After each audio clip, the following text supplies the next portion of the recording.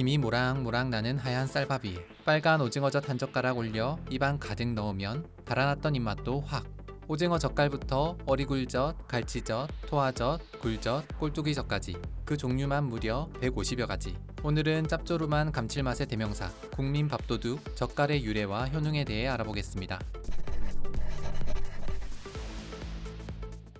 일반적으로 젓갈이라고 하면 생선이나 페류의 살이나 알, 내장 등을 소금에 절여 염장, 숙성시킨 발효식품을 말합니다. 효소의 작용으로 육질이 분해되며 특유의 감칠맛과 풍미를 갖게 될 뿐 아니라 소금을 통해 부패균의 번식을 억제시킬 수 있기 때문에 장기 보관도 가능한 젓갈. 때문에 젓갈의 역사는 아주 오래전으로 거슬러 올라갑니다. 기원전 3에서 5세기경 중국의 이하라는 책에 생선으로 만든 젓갈을 뜻하는 지가 나오는 것이 젓갈에 관한 최초의 기록이며 고대 로마에도 젓갈과 관련된 기록이 남아있다고 합니다. 실제로 이탈리아 등에서 즐겨 먹는 엔초비도 알고 보면 멸치젓갈의 일종이고 청어를 발효시킨 스웨덴의 전통 음식 스루스트레밍도 발효법이 좀 다르긴 하지만 일종의 젓갈이라고 볼 수 있습니다. 우리 민족이 젓갈을 먹기 시작한 것은 삼국시대입니다. 삼국사기에 보면 신라 신문왕이 왕비를 맞이할 때 패백 음식으로 쌀과 술, 기름, 장, 메주, 포와 함께 젓갈을 의미하는 회를 받았다는 기록이 남아있다고 합니다.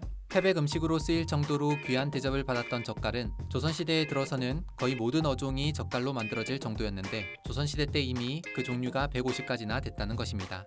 우리나라에서는 주로 소금으로 젓갈을 만드는 염해법을 사용하는데 상온에서 2, 3개월 숙성시키면 생선의 형태가 남아있는 젓갈을 얻을 수 있으며 6에서 12개월 정도 숙성시키면 형태가 완전히 분해된 젓갈을 얻을 수 있고 다시 이것을 갈아 여과시킨 후 좋은 살균하면 까나리 액이니 멸치 액이니 하는 액젓이 되는 것입니다. 하지만 이렇게 소금으로 만든 젓갈 외에도 오징어젓이나 낙지젓처럼 소금과 고춧가루를 섞어 만드는 양념젓갈, 또 간장게장처럼 간장으로 만드는 간장젓갈도 있습니다. 그런데 지금은 젓갈하면 해산물로 만든 젓갈을 떠올리지만 사실 예전엔 육고기로 만든 고기젓도 있었습니다. 여러 문헌을 보면 토해나 녹회, 탐해, 치해 등의 기록이 남아있는데 토해는 바로 토끼고기를, 녹회는 사슴고기, 탐해는 소 어깨살, 치해는 꽁고기로 만든 젓갈을 의미한다고 합니다. 이렇게 만들어진 다양한 젓갈들은 그 자체로 맛있는 반찬으로 이용되기도 하고 또 새우젓처럼 김치를 담글 때 사용되기도 하며 멸치 액젓처럼 음식의 간을 맞출 때 쓰이고 있습니다. 하지만 젓갈하면 왠지 그 짭조름한 맛 때문에 건강에 안 좋은 거 아닐까 생각하는 사람이 있습니다.